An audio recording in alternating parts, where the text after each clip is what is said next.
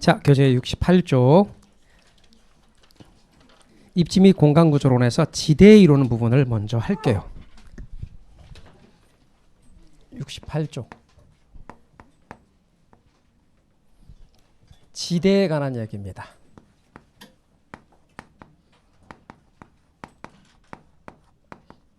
지대 이론과 관련해서는 제일 먼저 지대하고 직가에 대해서 이야기를 해볼까요? 지대 그리고 직가. 지대하고 직가로 이야기할 때 일정 기간 동안의 토지의 사용료, 이게 지대 개념이거든요. 그러면 토지를 빌려 쓰는 사람 입장에서는 토지 사용료, 기간 동안의 토지 사용료, 토지를 빌려주는 사람 입장에서는 일정 기간 동안의 토지를 빌려주고 얻은 수입, 지대 수입. 근데 둘 다 기간이잖아요. 유량이에요, 저량이에요? 유량. 따라서 지대는 유량 개념이다. 지가는 토지 가격을 말하거든요. 그런데 가격은 제가 말씀드리기를 시점에서 측정한다 그랬죠. 그러니까 지가는 토지 가격으로 일정 시점에서의 토지 가격이니까 저량이죠. 그러니까 토지 가격이 1억이다. 그게 언제 1억이냐? 예, 언제 1억이냐? 시점이 필요하죠. 그래서 지가는 뭐고? 예, 저량이고 지대는 유량. 이거는 토지의 사용료 아니면 토지를 빌려준 대가로 얻는 지대 수입. 지가는 토지 가격. 그렇게 이야기를 하는 겁니다. 두 번째는 지대 결정 이론에 대해서 이제 살펴볼 거예요. 지대 결정 이론에 대해서 볼 겁니다. 지대를 결정하는 이론, 지대 결정 이론에서는 몇 가지가 우리가 있는데 우리 교재에 가장 먼저 나오는 이야기, 지대 결정 이론 뭐부터 할 거냐면 차액지대설부터 할 거예요.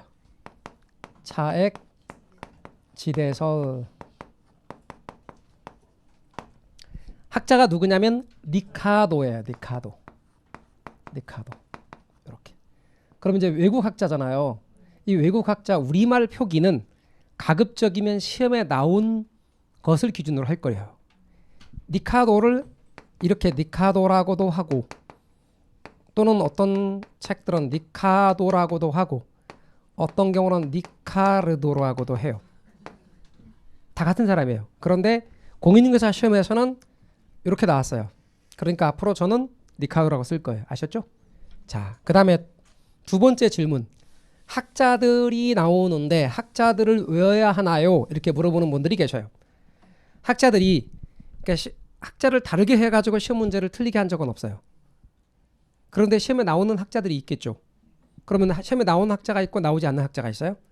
중요하지만 부동산학에서 시험에 나오지 않는 학자들은 제가 의도적으로 안 해요. 시험에 나온 학자들은 의도적으로 계속 반복해서 여러분이 자연스럽게 차액지대설 그렇게 안 하고 리카도의 차액지대설 이렇게 연결시켜드려요. 그러니까 저절로 알게끔 할 테니까 너무 처음부터 학자 리카도 차액지대설 외우려고 그렇게 하실 필요는 없어요. 자, 그럼 리카도의 차액지대설인데 리카도의 차액지대설은 뭐냐면 리카도라고 하는 사람은 리카도는 영국 사람이에요. 그런데 영국의 교육이라는 게 있잖아요. 정통 사실 코스를 거치는 귀족 교육들이죠. 주로 사실은 그런 교육을 받은 사람이 아니에요. 우리 식으로 말하면 고등학교를 나오고 바로 취업전선에 뛰어든 사람이에요. 아버지가 일하시는 우리 식으로 말하면 증권거래소에 취업을 해서 경제와 관련된 일들을 한 거예요. 그러니까 경제에 대해서 빠삭하게 알겠죠. 그런데 경제에 대해서 잘 알게 된 이 사람이 학자들과 논쟁도 하고 하면서 자신의 생각들을 정리한 것이 논문으로 인정받고 학자로 인정받은 사람이에요. 대단하죠. 여러분 혹시 인구론이라고 들어보셨어요? 들어본 적 있죠? 멜서스라는 사람이 쓴 건데요. 인구론이에요. 멜서스는 지주계급을 대변하고 리카도는 산업자본가 계급을 대변해서 멜서스와 10년에 걸쳐 논쟁도 합니다. 그런데 서로의 그러한 논쟁의 결과 사실 학문적으로는 서로 다른 입장이니까 적인 거예요. 그런데 학문적 논쟁을 통해서 두 사람의 우정이 싹 터서 한 사람이 먼저 죽을 때 나중에 자신의 유산을 서로 나눠서 물려주는데 그 중에 하나가 상대편에게 물려주는 거예요. 리카도가 먼저 죽었는데 멜서스에게 말입니다. 그런데 실은 서로 다른 입장이지만 이렇게 리카도와 멜서스의 경우에 있어서는 뭐 이렇게 10년 동안 논쟁하면서 우정이 싹 텄다고 그래요. 어찌됐거나 중요한 거는 실제 정규 교육을 받은 것이 아님에도 불구하고 학자로 인정받은 대단한 학자고, 주류 경제, 우리가 주류 경제라고 말하면 우리 대한민국은 자유민주 사회죠. 그럼 자유민주 사회이기 때문에 정치적으로는 민주주의를, 경제적으로는 시장경제 원리를 추구하잖아요. 그러면 자본주의 시장경제 원리의 주류라고 하는 것이 고전학파가 있고 신고전학파가 있고 이렇게 쭉 바톤을 이어받는 가운데 고전학파의 아주 대표적인 학자예요. 그래서 리카도는 아주 우리 부동산학에서도 중요하다, 이렇게 알고 계시면 돼요. 여하튼 리카도는 이렇게 말해요. 내용을 간단하게 말하면 토지는 토지마다 비옥도가 다르다. 비옥한 정도가 다르다. 그래서 비옥한 땅이 있고 비옥하지 못한 땅이 있다. 토지마다 뭐가 다르다? 비옥도가 다르다. 그럼 비옥도가 높은 땅은 똑같이 심어도 많이 걷어들이죠. 비옥도가 낮은 땅은 심었을 때 적게 걷어들이겠죠. 그래서 비옥도의 차이가 무엇의 차이를 만드냐면 생산성의 차이를 만들어요. 비옥도의 차이가 생산성의 차이를 만들고, 이러한 생산성의 차이가 결국 지대 차이를 이야기한다는 거예요.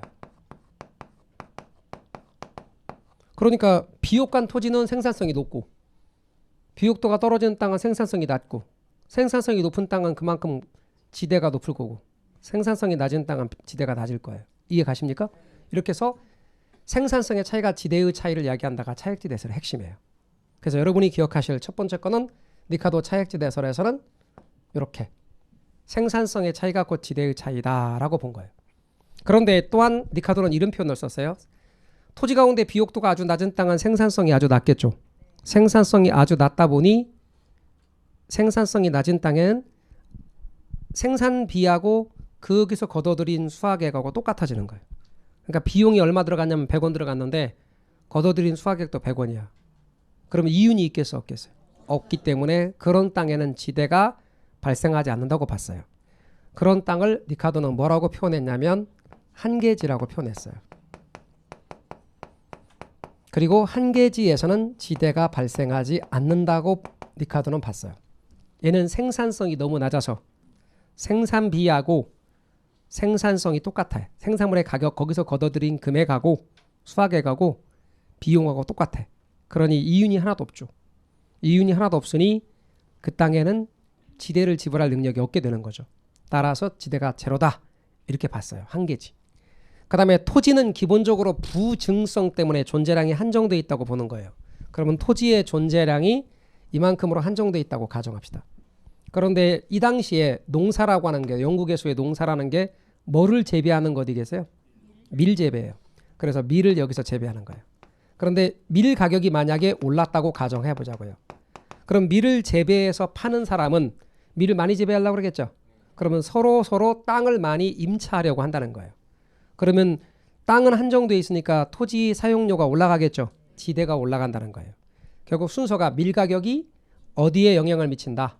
지대에 영향을 미친다고 보는 거예요. 그래서 지대도 올라간다. 그래서 여기서 밀 가격을 생산물의 가격이라고 했고, 이 생산물의 가격이란 방금 밀 가격, 곡물 가격을 가리키는 거예요. 그래서 생산물의 가격이 무엇을 결정한다고 봤냐면 지대를 결정한다라고 봤어요. 이렇게요. 그리고 또한 이렇게 봤어요. 땅의 주인, 이 땅의 주인, 가란 사람이 있는데 그 사람을 지주라고 한단 말이에요. 그런데 그 땅 주인은 전혀 노력하지 않고 그 땅을 가지고 있다는 사실만 갖고 거저 얻는 게 지대다. 그래서 지대를 뭐로 봤냐면 불로소득으로 봤어요. 그래서 지대를 불로소득으로 봤다. 그러면 그렇게 본 고전학파 입장에서는 세금을 많이 부과하라, 적게 부과하라, 많이 부과하라는 주장을 하겠지. 리카도 차액지 대설의 핵심입니다. 자, 그러면 여러분이 리카도 차액지 대설의 핵심을 딱 이해했다면 여기에 대하여 리카도는 이제 다른 후배 학자들한테 아주 많은 영향을 주게 됩니다.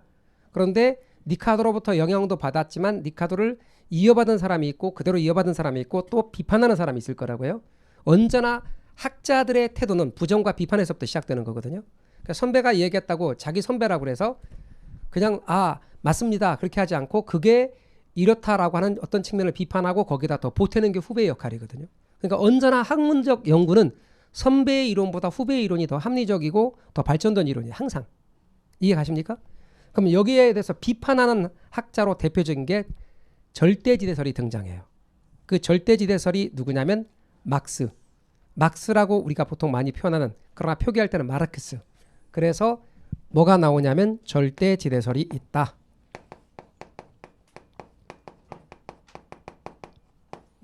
학자는 누구냐면 마르크스. 그러면 이제 제가 조금 전에 리카도는 어느 학파에 들어간다 그랬어요? 고전학파. 그럼 여러분 고전학파가 있고 신고전학파가 있다면 그게 뭘 말하는지 몰라도 어느 게 고전학파가 선배 같아요? 신고전학파가 선배 같아요? 고전학파가 선배입니다. 당연히. 그래서 리카도는 고전학파에 들어갑니다. 그러면 이렇게 질문하는 분들이 계셔요. 마르크스는 그러면 고전학파인가요? 신고전학파인가요? 이렇게 물어보는 분이 있는데 마르크스는 고전학파도 아니고 신고전학파도 아니에요. 고전학파니 신고전학파니 하는 것은 주류경제학의 흐름이고 요거는 막스는 주류경제학에 들어가지 않고 비주류 경제예요. 그래서 비주류란 방금 말한 것처럼 주류경제학을 비판하고 나오는 사회주의 학파, 과학적 사회주의예요. 말뜻 이해가 되셨나요? 그래서 우리 공인중개사 시험에서 나오지 않은 것들은 우리가 안 하고 나온 것들은 해요. 그럼 막스를 왜 하느냐? 주류경제가 아닌데 시험에 등장하기 때문에 해요. 그럼 막스가 이야기하는 것만 우리가 이야기하면 이래요. 막스는 말하기를 무슨 비옥도나 생산성 차이 때문에 지대가 발생하는 게 아니라 지대는 왜 발생하냐면 몇몇 사람이 토지를 사유하고 있기 때문에 발생하는 거다라고 봤어요. 예를 들면 봐봐요. 땅이 이렇게 있대. 땅이 이렇게 있다고 가정해봐요. 그런데 얘가 편의상 상급지, 비옥도가 제일 높은 땅. 요거 중급지, 비옥도가 얘는 낮은 하급지, 이를테면 한계지. 근데 이 땅 주인은 가, 이 땅 주인은 나, 이 땅 주인은 다. 이름하여 이들을 지주, 토지 소유자입니다. 그런데 이 땅을 사용하겠다는 사람들은 갑도 있고 을도 있고 병, 정, 무 되게 많아. 아주 많아. 이 땅을 서로 사용하려는 사람들은. 결국 여기에 문제가 있다는 거예요. 부족한 이 땅을 몇 사람들에게 인정하는, 토지의 사유화를 인정하는 데 문제가 있다. 이게 바로 막스의 생각입니다. 그러니까 예를 들면 이렇습니다. 얘가 비옥도가 제일 높은 땅이니까 서로 우선적으로 빌리려고 하겠죠. 얘들이 경쟁을 하면서 이 땅을 빌리려고 해요. 그런데 다행스럽게 갑이 제일 먼저 딱 와서 얘하고 이제 협상을 했다는 거예요.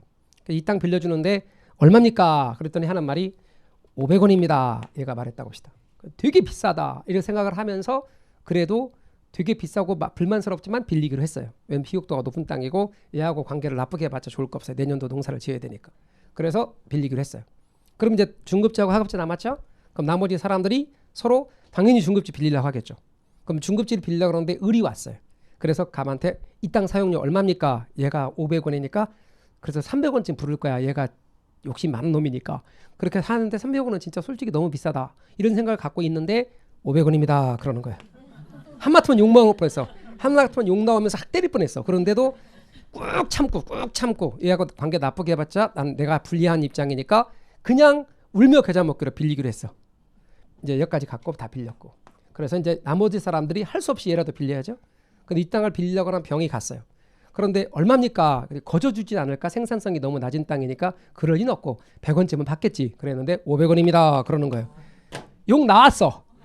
야 이 새끼야, 너 이 새끼야, 이 새끼야 이렇게 했어요. 그랬더니 얘가 뭐라고 말하면 실엄마. 그랬더니 얘가 좀 더 싸게 안 될까요? 300원쯤이요. 실엄마. 그랬더니 하는 말이 무가 제가 빌릴게요. 그러는 거예요. 에듀윌 유료 회원만의 고객 밀착해요. 아 뭐였지 이거? 어떡하지? 자, 제가 도와드릴게요. 누구세요? 저 애들 학습 매니저인데요. 이거 좀. 자, 일로 오세요. 자, 언제든 필요하시면 연락 주세요. 언제든지요? 언제든지. 감사합니다. 밀착 케어 받아가며 합격하는 혜택. 오직 에듀윌 유료 회원에게만. 에듀윌. 아들, 엄마 그런 거 아니야. 공부하시죠. 네.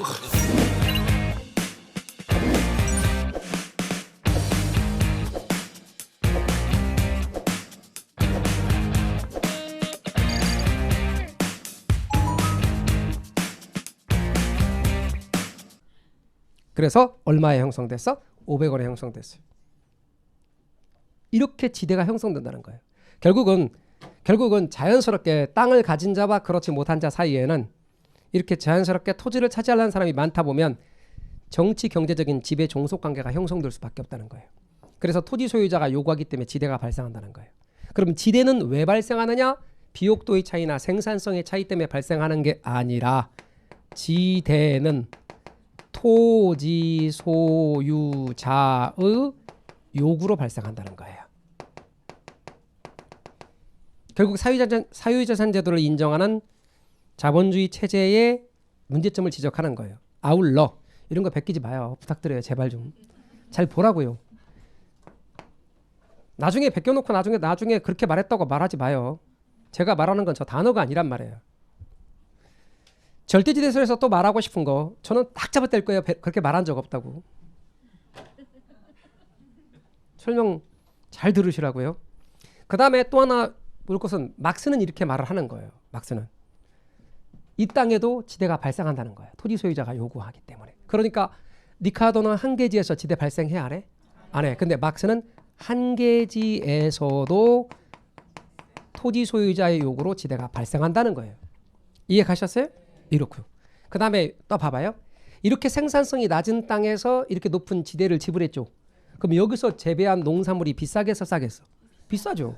그러니 지대가 농산물 가격, 밀 가격에 영향을 미친다는 거예요. 얘는 밀 가격이 지대를 결정하죠. 근데 얘는 지대가 높은 지대가 어디에 영향을 미친다? 생산물 가격에 영향을 아주 많이 미친다는 거예요. 즉 다시 말하면 밀 가격에 영향을 미친다는 거예요. 이렇게 입장을 달리하고 있죠. 말뜻 이해가 되셨어요?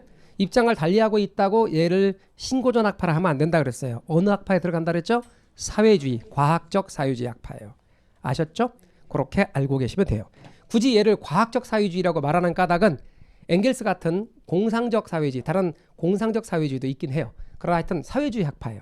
그러니까 우리 그건 중요하지 않고 막스라고 하는 사람은 이렇게 얘기했다. 이 정도만 알고 계시면 돼요. 아셨죠? 다른 것들은 신경 쓰지 마시고. 엥겔스가 아니라 생시몽이군요. 참 공상적 사회주의. 자, 그런데 엥겔스는 막스의 친구. 경제적 능력이 없어갖고 친구 덕에 자본론이라는 책도 나오게 됐어요. 그러니까 아는 건 되게 많은데 막상 경제적 능력 없는 사람들이 참 많아요. 우리 역사에 보면. 그래서 그의 이론을 따라서 한 사람은 돈 벌었는데 정작 그 사람 돈 못 번 사람 많고요. 또 그래요. 참 희한한 것 같아요. 자, 이제 또 뭘 이야기할 거냐. 아까 제가 리카르도를 비판한 입장이었죠. 영향을 받았지만 비판한 입장이었죠. 그런데 리카르도를 계승한 또 대표적인 학자가 있어요. 그게 뭐냐. 위치지대설. 위치지대설을 이야기할 거예요. 그럼 위치지대설은 누구냐? 학자 튀넨이라는 학자예요. 튀넨이라는 사람은 자기 자신이 직접 농사를 지었어요. 텔러 농장이라는 곳에서 농사를 지면서 자신의 경험을 논문으로 썼는데 그 논문 이름이 뭐냐면 고립국이에요. 그래서 튀넨의 이론을 고립국 이론 그래요. 그 논문의 이름이 고립국이에요. 그래서 그의 이론을 고립국 이론이다. 이렇게 말하기도 해요. 그런데 리카르도의 차액지대설에다 위치 개념을 접목해서 수송비 개념을 최초로 도입한 학자예요. 말인즉슨 이래요. 설명 잘 들어보세요. 자, 제가 여기를 이렇게 할게요. 여기가 읍이라고 가정해봐요. 그리고 읍을 둘러서 토지예요. 1, 2, 3, 4, 5, 6, 1, 2, 3, 4, 5, 6 전부 농지예요. 그러면 전부 농지인데 여기서 농사 지어갖고 여기서 사고 팔고 해요. 그러니까 사는 사람도 농산물 사는 사람도 여기서 사고 읍 파는 사람도 여기서 팔아야 돼요. 기본 전제가 1번하고 6번 어느가 다 똑같이 토지의 비옥도는 같다고 전제해요. 그러니까 제 말은 여기의 경우와 여기의 경우의 비옥도가 같대요. 다 비옥도가 같다고 전제해요. 그런데 리카르도 말에 의하면 비옥도 차이 때문에 생산성 차이가 나고 지대가 차이 나는 거죠. 그럼 비옥도가 똑같다면 1번하고 6번이 비옥도가 똑같다면 지대가 같아야죠. 리카르도에 의하면 1번하고 6번이 지대가 같아야 돼. 그러나 현실적으로 그렇지 않죠. 이거 그렇지 않음을 수송비 개념을 도입해서 설명을 했어요. 이해 가셔요? 그러면 그걸 구체적으로 제가 설명을 드릴 테니까 제 설명을 놓치지 마세요. 1번부터 3번까지 보통 설명해요. 그러면 거기까지 설명하면 거의 다 이해를 해요. 그런데 이해를 못하면 운명으로 받아들이셔야 돼요. 자, 잘 봐봐요. 여러분 생산물이 똑같은 생산물이라 합시다. 밀, 그리고 가격도 같다 합시다. 1,000원. 그리고 비용도가 똑같으니 생산비도 똑같다 합시다. 200원. 그리고 링 하나당 수송비가 차이 나는데 50원씩이라 합시다. 링 하나당. 그러니까 멀을수록 수송비가 많이 들겠죠. 당시에 운송선은 우마차. 그 다음에 왜 고립이냐면 이렇게 시장이 하나 있고 사방이 농지로 둘러싸여서 고립됐죠. 그런 의미에서 고립. 아무 의미 없어요. 자, 읍 하나 있고 그 시장은 전체가 다 농지로 둘러싸여 있다. 사방이. 그리고 수송비는 모두 같다고 전제. 자, 그러면 1번 링입니다. 생산물 가격 1,000원입니다. 빼기 생산비 200원이라 합시다. 빼기 한 칸당 수송비 50원이라 합시다. 그러면 이윤이 얼마게? 1번에서 재배하면 750원입니다. 어려운 계산을 잘 하셨습니다. 750원이 이윤입니다. 그 다음 두 번째입니다. 2번입니다. 공통적인 걸 발견하십시오. 생산물의 가격은 1,000원입니다. 생산비는 비옥도가 똑같으므로 200원입니다. 이제 수송비가 얼마게? 100원입니다. 그러면 이윤이 얼마게? 700원입니다. 이윤은 700원입니다. 3번 링입니다. 생산물의 가격은 1,000원입니다. 생산비는 200원입니다. 수송비는 150원입니다. 이거 안 보셨다가 큰일 납니다. 그 다음에 이윤이 얼마가 됩니까? 650원이 됩니다. 보통 여기까지를 설명을 합니다. 그러면 여러분은 공통점을 다 발견하고 잘 아십니다. 그럼에도 불구하고 이해를 못했다면 아까 말씀드린 것처럼 운명으로 받아들이셔서 몇 번 이해가 될 때까지 반복해 보십시오. 질문방에 여기까지만 설명하고 넘어가면 반드시 질문 올라옵니다. 50원은 알겠는데 100원은 어떻게 나왔나요? 이게 매년 나오는 질문입니다. 그래서 50원 곱하기 2로 나왔다는 걸 말해드립니다. 한 칸당 50원, 두 칸입니다. 그러면 150원은 어떻게 나왔나요? 150원은 50원 곱하기 3으로 나왔다는 것이죠. 이렇게 해서 150원이 나왔습니다. 그러면 여러분 같으면 어디를 원합니까? 1번입니까? 2번입니까? 6번입니까? 1번을 원합니다. 왜냐하면 여기서 재배하면 1번에서 재배하면 읍까지 되게 가깝습니다. 당연히 1번이 유리하죠. 6번에서부터 여기 끌고 오는 것보다 1번이 훨씬 유리하니까요. 그럼 1번은 경쟁이 심하겠죠. 서로 차지하려고 합니다. 그러면 경쟁이 심하면 자기가 번 돈 다 내놔야 됩니다. 그러면 경쟁이 심하면 거기에서 750원 번 거죠. 그러면 지대가 얼마까지 올라가는 줄 아십니까? 750원까지 올라갑니다. 그러니까 이윤 이꼴 곧 지대가 되는 겁니다. 그러면 2번 링은 얼마까지 올라갈 것 같아? 그렇죠. 700원. 3번 링은 그렇죠. 650원. 그러니까 결국 이윤이 곧 지대인 것입니다. 이게 지대입니다. 그렇다면 제가 이제 말을 바꿔서 쓰겠습니다. 지대를 먼저 쓰죠. 튜넨에 의하면 지대는 1,000원이 생산물의 가격입니다. 생산물의 가격에서 그 다음에 200원은 생산비입니다. 비옥도가 똑같으므로 200원 생산비가 똑같습니다. 그리고 50원, 100원, 150원은 수송비입니다. 여러분 수송비와 똑같은 말들을 말해보세요. 수송비와 똑같은 말은 운송비, 교통비 이것이 모두 같은 말입니다. 그래서 수송비입니다. 이렇게. 그렇다면 여기서 우리가 알 수 있는 것은 생산물의 가격이 일정하고 생산비도 일정하다면 이렇게 수송비가 증감에 따라서 지대가 작아지는 거 알 수 있죠. 그러니까 결국은 지대와 수송비는 반비례한다는 겁니다. 이해 가셨어요? 그러면 결국 읍하고 가까운 곳은 수송비가 많이 들고 적게 들고 적게 들어서 지대가 높고 읍하고 먼 쪽은 수송비가 많이 들어서 지대가 낮다. 이해 가셨어요? 이렇게 말한 사람이 튜넨입니다. 그러니까 읍하고 가까운 쪽은 수송비가 적게 들어서 지대를 지불할 능력이 높은 거예요. 읍하고 먼 쪽은 수송비를 많이 지불해야 되니까 지대를 지불할 능력이 떨어지는 거예요. 그래서 지대는 생산물 가격에는 비례해요, 반비례해요? 여기 생산물 가격에는 비례해요, 반비례해요? 비례. 생산물 가격이 높아지면 지대가 높아져. 이거는 니카도를 계승한 거예요. 생산물 가격이 지대를 결정한다는 것. 이해 가셨어요? 아울러 하나 더 첨가한 게 얘와 얘가 일정하다면 지대는 수송비는 반비례하는 거예요. 마이너스가 붙었죠. 그러니까 결국은 지대는 생산물 가격에는 뭐하고 비례하고 수송비에는 반비례한다. 이게 결론이에요.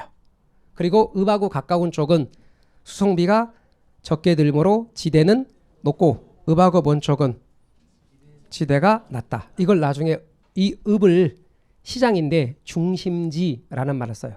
그러면 중심지 가까이에는 수송비가 적게 들어서 지대가 높고 중심지에서 멀어질수록 수송비가 많이 들어서 지대는 낮다. 그러면 우리 앞에 공부한 바에 의하면 여러분 당연히 지대가 높으면 그 땅을 이용할 때 집약적인 이용을 해야 될까?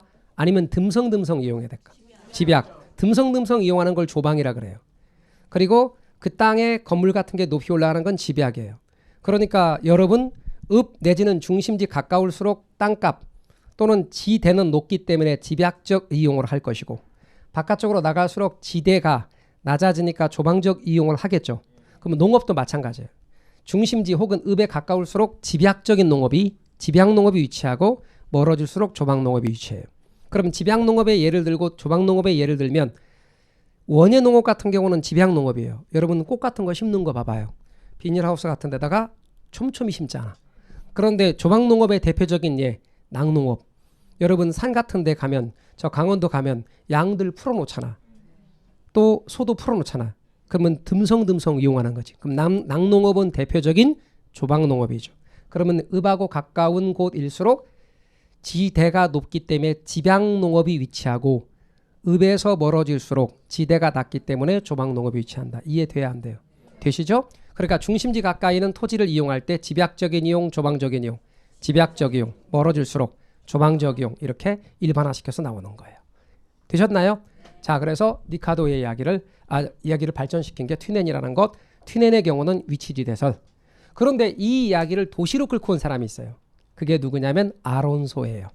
그래서 이제 입찰지대설로 갈 거예요.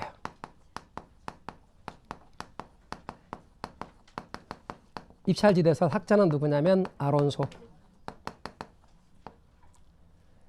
근데 이 아론소라고 하는 사람은 어떻게 설명을 하느냐 이렇게 봐요. 방금도 이야기를 했듯이 서로 일본을 차지하려고 노력할 거라고요. 그렇죠? 그러면 제가 토지 이용을 이야기할 때 이렇게 놓고 봐요. 그리고 여기를 중심지라고 제가 한다고 해봐요. 그러면 요걸 토지 이용을 셋으로 나눠볼게요. 이런 식으로. 나눠본다면 가장 안쪽 중심지 가까이는 상업용 이용할 수밖에 없어요. 그 다음에 주거용이 배열된대요. 그 다음에 공업용이 배열되는 식이래요. 이해 가시나요? 그러면 당연히 상업용이 위치하는 곳은 지대가 높고 땅값이 높겠지. 그럼 토지 사용료가 높아요. 그 다음 되겠죠. 근데 같은 상업용이더라도 여럿이 경쟁해. 여럿이 서로 차지하려고 이걸 경쟁을 해요.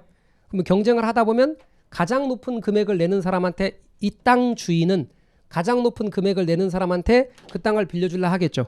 그럴 수밖에 없어요. 그게 입찰이에요. 여러분 입찰이란 말은 어디서 나오는 말이냐면 경매 같은 데서 나오는 말이에요. 그러면 여러분 경매를 제가 한번 생각해 볼게요. 우리 사경매. 자, 제가 경매를 조정하는 사람이고 여러분들은 전부 다 경매에 참여하는 분들이에요. 그러면 여기다 진짜 귀한 물건을 올려놓고 이제 여러분 금액을 말하기 시작하는 거예요. 이 귀한 물건 청나라 때 요강 이런 거 올려놓고 그럼 이제 여러분들 금액을 말할 때 처음에 최저 경매가격을 말해요. 자, 1,000원부터 시작하겠습니다. 그러면 1,000원 이렇게 말한단 말이에요. 그럼 그 다음 사람은 1,100원 그렇게 말합니다. 1,200원. 그래서 가장 최종적으로 나온 금액이 뭐냐면 가장 높은 금액이 1,500원으로 나왔다 합시다. 저는 말합니다. 더 이상 없습니까? 그러더니 1,500원. 그럼 1,500원에 낙찰되는 거예요. 이해 가셨죠? 그렇게 하는 방법이죠. 그러면 사는 쪽에 경쟁이 지금 붙는 거죠. 자, 그럼 공경매로서 부동산 물건을 이야기합시다. 그럼 부동산 물건 띄워놓고 직장 다니면서 시험 합격하기가 쉽지 않아요. 혼자 공부하면 물어볼 데도 없고 에듀윌 유료 회원은 평일 야간에도 심지어 주말에도 밀착 관리를 해주니까 의지가 많이 됐어요. 에듀윌은 합격의 지름길입니다. 감정평가를 하면 평가한 금액을 기준으로 해서 법원에서는 최저 경매가격을 정해요. 이 금액 이상을 써내야 됩니다. 이렇게 알려줘요. 그러면 그 금액을 기준으로 해서 출발을 해요. 그러면 예를 들어서 어떤 사람이 5억. 자, 5억이 최저 경매가격이면 5억 써냈습니다. 어떤 분은 5억 1천 써냈습니다. 5억 2천 써냈습니다. 써낸 사람들 중에서 경쟁을 해요. 가장 높은 금액을 써낸 사람한테 얘가 가는 거예요. 맞아요? 그게 뭐다? 입찰 방식이야. 입찰은 경쟁이지. 그러니까 일종의 이 땅을 차지하겠다는 사람이 예를 들어서 10,000명이 있다고 합시다. 그 10,000명이 경쟁하면서 가장 높은 금액을 내겠다는 사람한테 이 땅 가요. 그러니까 갑돌이한테 이 땅 갔다 합시다. 그러면 여기 마찬가지로 가장 높은 금액을 주거용 중에서 써낸 사람한테 가는 거예요. 을돌이한테 갔다 합시다. 그 다음에 여기 가장 높은 공업용으로 높은 금액을 써낸 사람한테 가겠죠. 그러면 각 위치에서 가장 높은 금액을 써낸 사람, 가장 높은 금액을 지불하겠다는 거기에 입지를 한다고 그래요. 여기 자리 잡는 걸 입지라고 그래요. 그리고 거기에 입지하려는 여기는 갑이고 여기는 을이고 여기는 병일 때 이런 사람을 입지주체라고 말해요. 그러면 가장 높은 금액을 내겠다고 하는 입지주체에게 해당 토지는 간다. 맞아 틀려? 맞아요. 이해 가셨어요? 해당 토지는 가장 높은 금액을 내겠다는 사람에게 배분되는 거예요. 그러니까 입찰 방식은 그런 뜻이라고요. 근데 그 가장 높은 금액이 어떤 건 줄 아십니까? 갑돌이가 말하기를 이 상업용으로 나는 여기서 번 돈을 전액 지대로 냅니다. 이거예요. 그러니까 지대를 내고 나면 남는 게 있어 없어? 없어요. 그래서 그걸 입찰지대라고 그래요. 그럼 입찰지대라는 말이 뭐냐? 너무너무 경쟁이 심해서 초과 이윤이 0이 되는 수준의 지대예요. 이렇게 이 수준의 지대를 가리켜서 입찰지대라고 그래요. 그러니까 그 지대 지불하고 나면 남는 게 하나도 없는 초과 이윤이 0이 되는 수준의 지대. 왜 이렇게 됐어요? 서로 그 땅 차지하고 경쟁하다 보니. 이해 가셨어요? 바로 각각의 위치에서 가장 높은 지대를 지불하겠다는 토지 이용자에게 해당 토지는 배분된다는 얘기예요. 그런데 우리가 시험 준비잖아요. 그럼 시험 준비다 보니까 나오는 말이 그래요. 우리말로 나오는 말이. 자, 아까 제가 뭐라고 말씀드렸어요? 그 땅은 누구한테 간다 그랬어요? 가장 높은 금액, 낮은 금액. 높은 금액을 내려는 사람. 가장 높은 금액을 낼 수 있는 사람은 어떤 사람이에요? 그 땅을 통해서 가장 많은 돈을 버는 사람. 그럼 여러분 여쭤볼게요. 강남역 사거리에 1층에 떡볶이 가게 들어갈 수 있어 없어요? 그게 의문스러워요? 강남역 사거리에 1층 건물에 1층에 떡볶이 가게 열 수 있어요? 떡볶이 한 가닥에 얼마씩 받아야 임대료 낼 수 있어요? 에? 예, 제가 볼 때 10,000원 받아도 임대료 잘 안 될 것 같은데. 그렇잖아요. 그러니까 거기에 입지할 수 있는 거는 가장 많은 돈을 벌어야 가장 높은 지대를 지불할 거 아니냐고요. 그러니까 누가 여기에 입지하느냐? 이 땅을 이용해서 가장 많은 돈을 버는 사람. 그래서 가장 높은 금액을 내겠다는 사람이 입지하는 거예요. 이 땅을 통해서 가장 많은 돈을 벌어서 가장 많은 돈을 내겠다는 사람. 이해 가셨어요? 그러니까 지금 제가 뭐라고 그랬어요? 가장 많은, 가장 높은 그랬죠? 그러니까 절대로 가장 적은이나 가장 낮은이란 말이 나오면 안 돼요. 그러면 그 말을 한자식으로 바꿀게요. 가장 많은은 최대, 가장 높은은 최고. 그러니까 여기서 나올 수 있는 말들은 딱 이런 말이에요. 가장 많은, 가장 높은, 최대, 최고. 그런데 기출문제에 최소 그런 말이 나왔거든. 아, 틀렸네? 이해 가셨습니까? 내용의 포인트를 잘 잡으세요. 그래서 여러분 출제 포인트나 아니면 시험에 잘 나오는 키워드를 잘 잡으시면 부동산 학계로는 답을 찍는 것도 가능해요. 입찰지대 이론에서는 항상 나와야 될 게 뭐다? 가장 높은, 그러려면 가장 많은, 최대, 최고. 아셨죠? 말뜻 잘 기억하십시오. 그래서 입찰지대설이라고 합니다. 자, 지대에 관한 얘기 그만큼 하시고요. 이제 도시 공간구조 이론으로 건너갈게요. 69페이지. 69페이지. 도시 공간구조 이론입니다.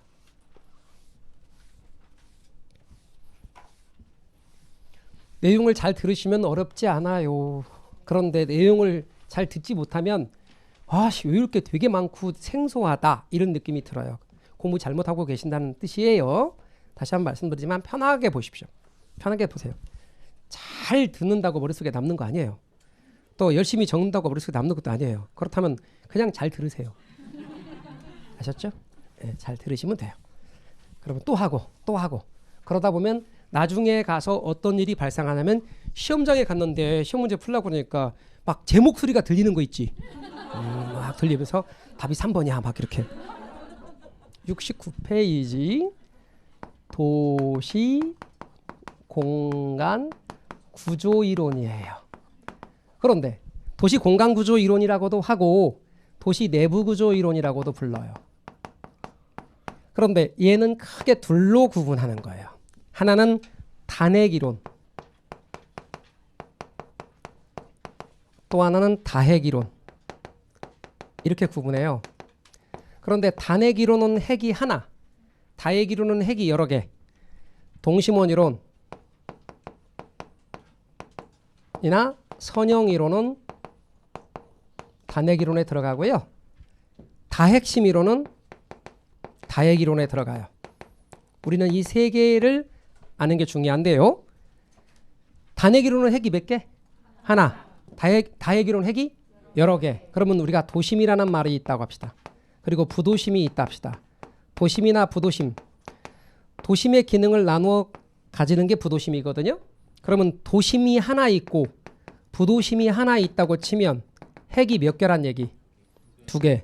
그러면 도심과 부도심이 다 있단 말은 적어도 핵이 2개 이상이란 얘기지.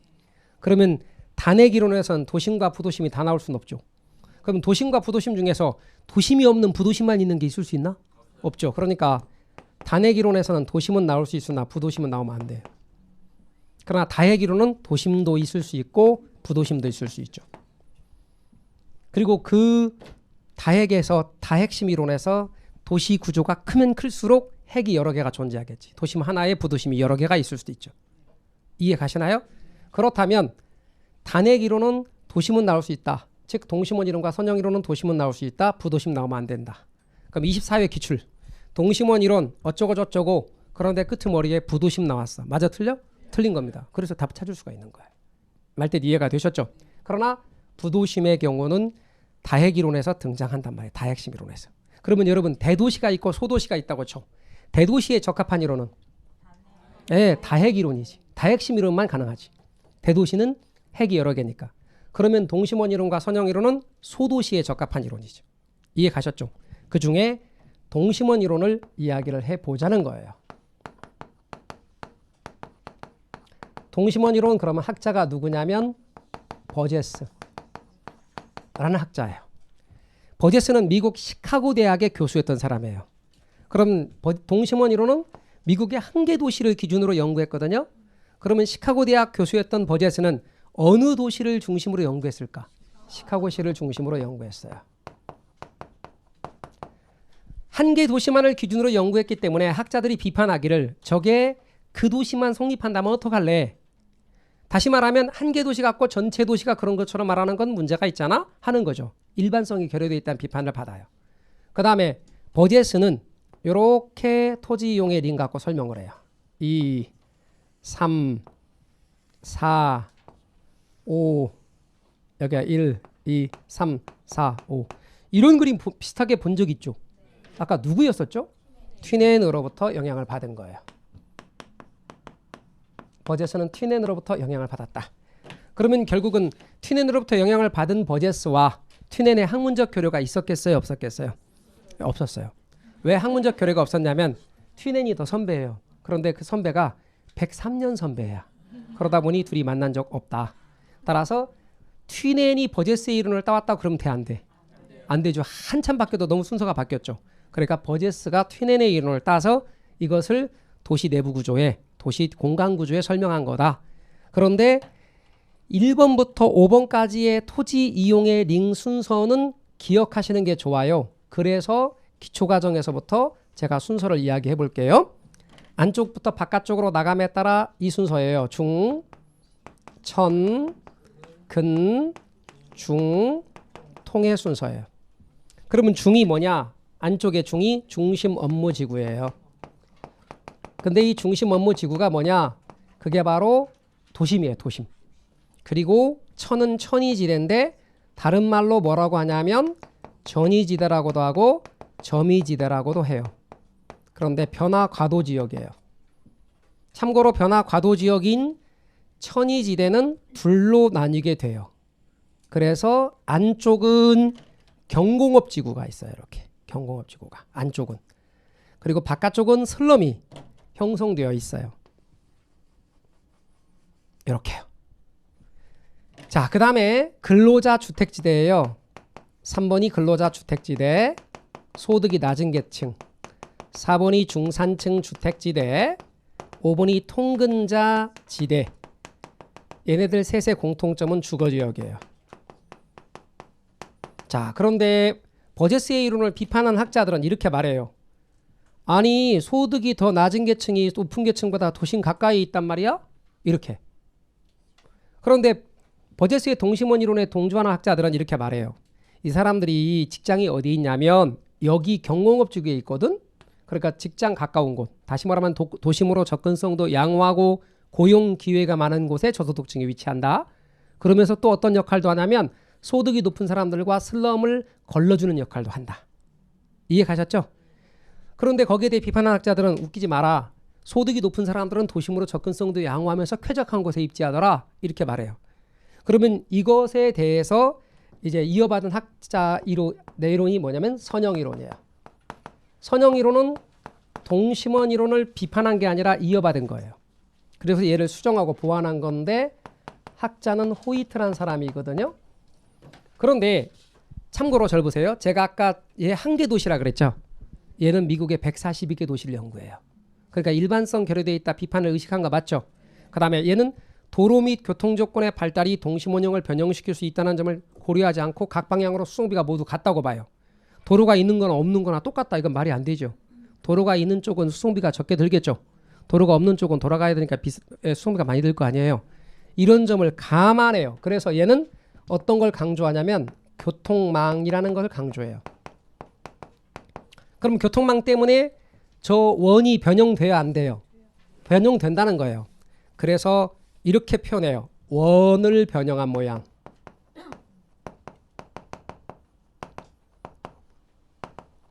이 원을 변형한 모양을 한번 그림으로 볼게요. 우리 책을 봐요. 69페이지는 동심원 이론이죠. 넘어가 보셔요. 70페이지에 선형 이론이 나오거든요. 보십시오. 원형이 변형되어 갖고 삐져 나오게 되지. 그런데 어떻게 삐져 나오냐면 3번을 봐봐요. 3번의 모양이 마치 펼쳐있는 부채 모양이죠. 절 보실래요? 그래서 이 원을 변형한 모양이 어떤 모양으로 바뀌냐면 부채꼴 모양이라는 거예요. 그런데 잠깐만 봐봐요. 국어에서 우리말로 꼴이라는 말이 한자로 모양이에요. 그러니까 이 말은 마치 이런 식이에요. 여기 있어요. 역전압이라고 쓴 거와 똑같은 표현이에요. 그럼 역압이라 하든지 역전이라고 하든가 그래야 되는 거죠. 근데 우리는 역전압 그렇게 말하거든요. 그러듯이 이것도 부채 모양 하든지 부채꼴 하든지 그래야 되는데 우리 공인중개사 시험에서 부채꼴 모양 이렇게 나왔거든요. 저는 우리 어법에 틀려도 일단 시험에 나온 말들을 계속 강조를 할 거예요. 우리는 시험이 제일 중요하니까. 부채 모양 혹은 부채 모양 하니까 부채꼴 이걸 한자로 뭐라고 하냐면 부채 손자예요. 이게 손자가 부채. 그래서 부채 모양을 한자로 뭐라고 한다고요?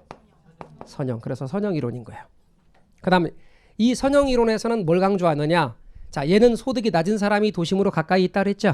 얘는 소득이 높은 계층의 사람들이 도심으로 교통노선을 따라서 도심으로 가까운 곳에 위치한대요. 자, 정리요. 얘는 도심에 가까운 쪽이 고소득층, 저소득층. 얘는 도심으로 가까운 곳에 고소득층들이 위치한다고 봐요. 좀 더 현실적인 거 맞지요? 그래서 선배의 이론보다 후배의 이론이 현실적이고 좀 더 합리적일 수밖에 없어요. 왜냐하면 그런 비판을 수용했으니까.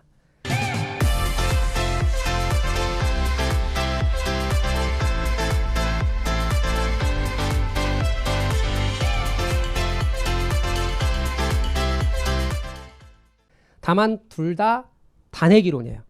되셨나요? 그 다음 나오는 게 뭐냐면 다핵심 이론이에요. 그러면 학자들 이름이 많이 등장하는데 막 정신이 없어요.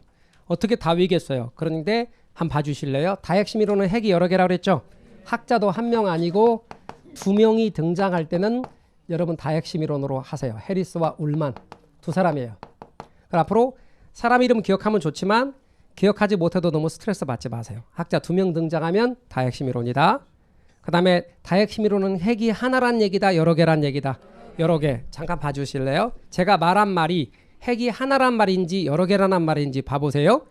복수의 핵심 여러 개, 분산된 핵 여러 개, 이산되는 핵 여러 개 흩어진다는 뜻이야.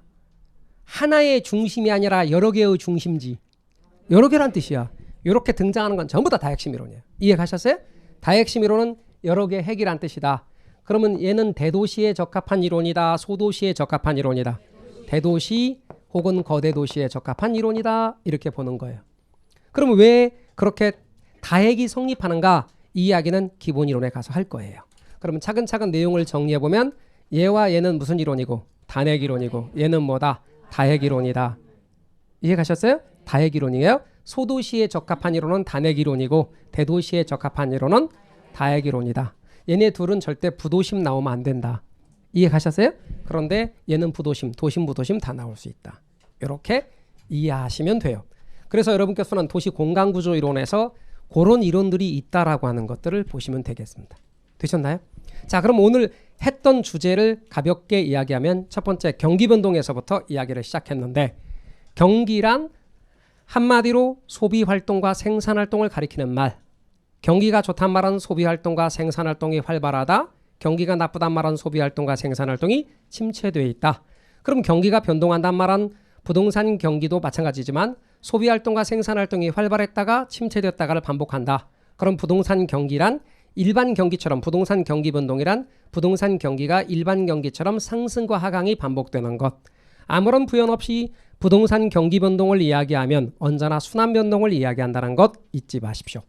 순환 변동의 경우는 경기가 좋아졌다 나빠졌다를 반복하는데, 일반 경기하고 비교할 때 부동산 경기는 주기가 길다, 진폭은 크다. 그리고 부동산 경기는 착공에서 완공까지 시간이 많이 걸리기 때문에 경기의 회복은 느린 편이고 후퇴는 빨리 진행된다라고 이야기를 했습니다.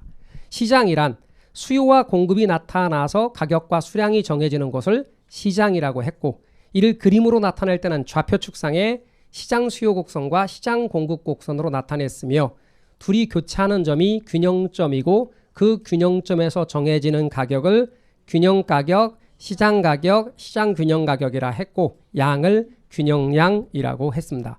시장의 형태를 이야기할 때 완전 경쟁 시장과 불완전 경쟁 시장이 있는데, 현실의 대부분의 시장은 불완전 경쟁 시장이고, 완전 경쟁 시장은 이론적으로 존재하는 시장이지만 우리가 분석할 때는 완전 경쟁을 가정하여 분석할 때가 많다. 이유는 그래야 더 많은 정보를 얻을 수 있으며 완전 경쟁을 공부함으로써 불완전 경쟁의 문제점을 알 수 있기 때문이다. 또한 장소와 위치를 정할 수 있느냐 없느냐에 따라서 장소와 위치를 정할 수 있으면 구체적 시장, 장소와 위치를 정할 수 없으면 추상적 시장이라고 이야기를 했습니다. 또한 부동산, 특히 토지의 개별성 때문에 하나하나의 토지 시장은 개별 시장, 개별 시장을 전부 다 합한 것은 전체 시장. 그런데 우리에게 중요한 것은 부분 시장이 중요한데 하위 시장이라고도 부른다 했습니다. 시장을 구분할 때 지역별로 나누는 지역별 부분 시장은 부동성과 관련이 있고, 용도별로 나누는 용도별 부분 시장은 용도의 다양성과 관련이 있다 했습니다. 그래서 부분 시장의 의미를 잘 기억하십시오. 우리는 수요와 공급을 복습하면서 수요는 사는 쪽이었고, 일정 기간 또는 시점에 구매하고자 하는 욕구였습니다. 기간을 명시하면 유량, 시점을 명시하면 저량이었습니다. 아울러 수요 법칙이란 가격이 올라감에 따라 수요량이 줄고 가격이 떨어지면 수요량이 느는 가격과 수요량의 반비례 관계를 수요 법칙이라 했으며, 이를 좌표 축상에 옮겨 그리면 수요 곡선이 나오는데, 이때 이 수요 곡선의 모양은 우하향 곡선으로 그려지고, 수요 곡선까지의 수직 높이는 수요 가격, 수요 곡선까지의 가로의 길이는 수요량이라고 말씀드렸습니다. 이때 가격과 수요량의 관계를 따졌을 때 다른 모든 요인은 일정하다고 가정하며 해당 가격과 수요량과의 관계만을 분석한다는 걸 잊지 마시기 바랍니다. 다른 모든 요인은 일정하다라고 합니다. 개별 수요는 한 사람 한 사람의 수요를 가리키고 개별 수요를 수평으로 합하면 시장 수요가 된다는 것. 우리가 시장을 분석할 때는 언제나 시장 수요라는 것. 아울러 수요량의 변화는 해당 가격 때문에 수요량이 바뀌는 것, 해당 가격 이외 요인 때문에 바뀌면 수요의 변화라고 말씀드렸습니다. 공급 역시 수요와 마찬가지로 똑같이 대응하되 다만 파는 쪽이라는 점. 일정 기간을 명시하면 유량, 일정 시점을 명시하면 저량이라고 말씀드렸습니다. 가격과 공급량의 비례관계, 해당 가격이 올라감에 따라 공급량이 늘고 가격이 떨어지면 공급량이 주는 가격과 공급량의 비례관계를 공급의 법칙이라고 말하며, 이를 좌표축상, X축의 수량을 쓰고 Y축의 가격을 쓰는 좌표축상에 옮겨 그렸을 때 공급 곡선은 우상향 곡선으로 그려지며, 공급 곡선까지 수직 높이는 공급가격, 가로의 길이는 공급량이라고 말씀드렸습니다. 개별 공급은 하나하나, 개별 기업의 하나하나의 공급을 가리키고 개별 공급을 수평으로 합하면 시장 공급이 된다라고 말씀드렸습니다. 역시 시장을 분석할 때는 시장 공급입니다. 시장 수요, 시장 공급으로 분석한다. 마찬가지로 공급량의 변화는 해당 가격 때문에 공급량이 바뀌는 걸 말하고, 공급의 변화는 해당 가격 이외의 요인 때문에 공급량이 바뀌는 걸 공급의 변화라고 했습니다. 균형을 이야기할 때는 시장의 균형입니다. 그러므로 시장 수요와 시장 공급, 시장 수요 곡선과 시장 공급 곡선이 교차하는 것이 균형점이며, 그 균형점에서의 가격을 균형 가격, 시장 균형 가격, 양을 균형량이라고 말했고 시장 균형 가격 아래쪽에서는 초과 수요가 발생하게 되고 초과 수요는 수요자 경쟁으로서 가격을 상승시키는 쪽으로 작용하며 시장 균형 위쪽에 가격이 설정되면 초과 공급이 나타나고 이는 공급자 경쟁으로 가격이 떨어지는 쪽으로 나타납니다. 시장의 균형점은 바뀌는데 수요가 바뀌거나 공급이 바뀌면 균형점은 이동할 수 있는데 수요가 증가하면 수요 곡선이 우상향으로 이동하면서 균형점도 우상향으로 이동하여 가격은 상승하고 양은 증가. 시장 균형 가격 상승, 균형량 증가. 공급이 증가하게 되면 공급 곡선이 우하향으로 이동하면서 균형점도 우하향으로 이동하여 시장 균형 가격 하락, 균형량 증가로 나타난다고 말씀드렸습니다. 시장의 기능, 특성과 기능이 있었는데 부동산 시장의 특성은 국은 국지성, B자 붙는 거 3개, 비공개성, 비표준화성, 비조직성, 수는 수급 조절의 곤란성을 이야기했습니다. 시장의 기능으로는 부동산 시장의 기능 첫 번째는 자원 배분의 기능, 두 번째는 교환의 기능, 세 번째는 가격 창조의 기능, 네 번째는 정보 제공의 기능, 다섯 번째는 양과 질의 조정 기능을 이야기했습니다. 효율적 시장이란 어떤 새로운 정보가 발표되는 즉시 가치에 반영되는 시장을 효율적 시장이라 하는데 반영되는 정보에 따라 약성, 중강성, 강성으로 구분하는데 과거의 정보까지만 반영되는 것은 약성, 과거와 현재의 정보까지 반영되는 건 중강성, 과거, 현재, 미래 모든 정보가 반영되는 건 강성이었습니다. 이때 과거와 현재의 정보는 세상에 나왔기 때문에 공표된 정보라고 했고 미래의 정보는 세상에 나오지 않은 정보이므로 공표되지 않은 정보라고 부릅니다. 과거의 정보를 기초로 하는 분석을 기술적 분석, 그러니까 약성시장에 참가자는 누구나 기술적 분석을 한다는 것이며 기술적 분석을 통해서는 정상이유는 가능하지만 초과이유는 불가. 준강성 시장에서는 과거와 현재의 정보까지 시장 가치에 반영되며 과거와 현재의 정보를 기초로 시장 가치를 분석하는 건 기본적 분석. 기본적 분석을 통해서는 중강성 시장에서 정상이유는 가능하지만 초과이유는 불가. 강성에서는 모든 정보가 반영되어 있기 때문에 초과이유는 어떤 경우도 불가하고 정상이유만 가능. 결국 초과이유의 가능성이 여지가 있는 것은 약성과 중강성에서만 여지가 있다라고 했고 그것은 기본이론 때 다룬다고 말씀드렸습니다. 지대이론과 관련해서 지대는 일정 기간 동안의 토지의 사용료 내지는 수입이므로 유량, 지가는 일정 시점에서의 토지의 가격이므로 저량이라고 말씀드렸습니다. 지대 결정 이론에서 니카도의 차액지대설은 토지는 위치에 따라 비옥도가 다르고 비옥도의 차이는 생산성의 차이를 이야기하고 생산성의 차이가 지대의 차이를 불러일으킨다고 봤습니다. 아울러 생산성이 낮아서 지대 발생이 제로인 땅을 한계지라고 했으며 곡물 가격, 생산물의 가격이 지대를 결정한다고 보았습니다. 아울러 고전학파학자들은 지대를 불로소득으로 봤다는 점도 알아두십시오. 절대지대설은 마르크스는 절대지대설을 이야기했는데 지대가 발생하는 이유는 토지 소유자의 요구로 발생한다는 점. 따라서 한계지에서도 지대가 발생할 수 있으며 지대가 생산물 가격에 영향을 미친다고 주장했습니다. 위치지대설은 튜넨 어떤 개념을 도입했냐면 거리에 따른 수송비 개념을 도입해서 지대는 생산물 가격에서 생산비를 빼고 수송비를 뺀 값으로서 지대는 생산물 가격에는 비례하고 수송비에는 반비례한다고 보았습니다.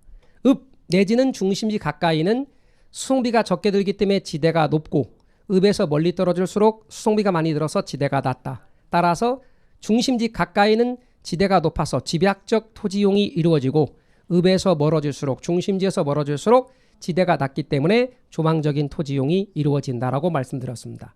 이를 도시로 끌고와 적용을 한 사람이 아론소 입찰지대설인데 각 위치에서 가장 높은 지대를 지불하겠다는 토지 이용자에게 해당 토지는 배분된다고 말씀드렸습니다. 그러다 보니 가장 높은 지대를 지불하게 되면 초과이윤이 제로가 되는데 이것을 입찰지대, 초과이윤이 제로가 되는 수준의 지대를 입찰지대라고 하며 여기서 나오는 말들 키워드는 가장 높은, 가장 많은이란 말로 최대와 최고라는 말이 키워드였었습니다. 도시 공간구조 이론의 경우는 단핵이론과 다핵이론으로 구분했는데 단핵이론은 핵이 하나, 다핵이론은 핵이 여러 개. 단핵이론은 동심원이론과 선형이론이 있고 다핵이론은 다핵심이론이 있는데 단핵이론에 해당되는 동심원이론과 선형이론은 도심만 나오지 부도심은 나오면 안 된다 했습니다.